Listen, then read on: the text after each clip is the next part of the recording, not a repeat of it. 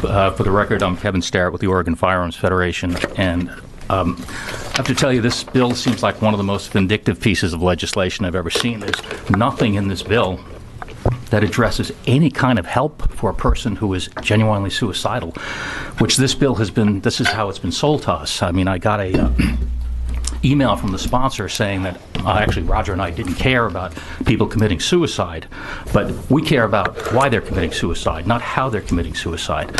When Senator Boquist presented the bill in the Senate, he made a joke about how ridiculous it was that there were people concerned that their crazy ex-wife might use this against them, and what kind of idiot is living with their crazy ex-wife. Well, the problem is, what if your crazy ex-wife is now sleeping with a cop? Under the bill, the unamended bill, a cop can do the same thing. Now, what happens is, in this case, a person who has no mental health qualifications makes an accusation against someone. A person who has no mental health qualifications condemns that person. We've had judges in Multnomah County who said they believe that the guns that belong to police should be put on a barge and dumped in the ocean.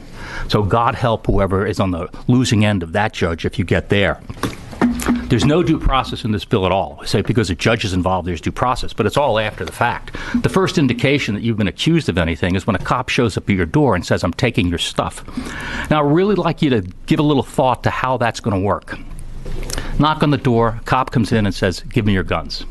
Well, in a lot of people's cases, they don't know how many guns I have. They don't know where my guns are. They don't know what I own or where those things are located. So what's the process exactly going to be? Does a cop search my house? Does he demand the combination to my safe? If I refuse to give it to him, does he come in with a concrete saw and bust it open? All of this without me ever having been accused of a crime, let alone convicted of a crime. Now, I know no other situation where this principle is in effect, that your possessions and your privacy can be taken away by the authorities with absolutely no indication, no proof that you've done anything wrong. All right?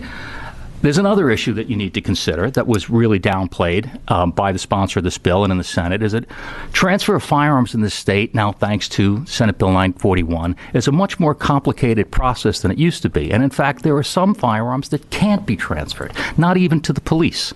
Now, I spoke to the chief of police in my town, and he said that he believed, because he has a brand new cop shop, that he would have room to store guns that he confiscated from people. But he would not have been able to do it had they not built that building. What about the smaller departments in the rural parts of the state?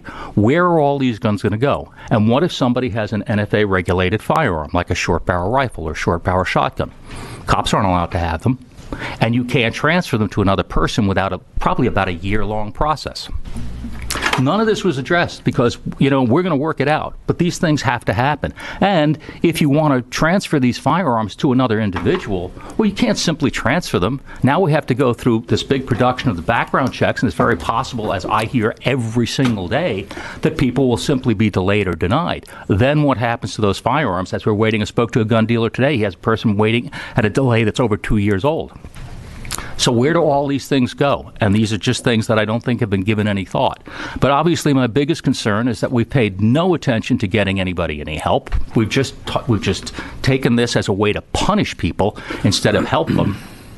And we haven't given the people who are having their property taken away any due process until after the fact, and then they get to go and pay to go to court to prove they've done nothing wrong.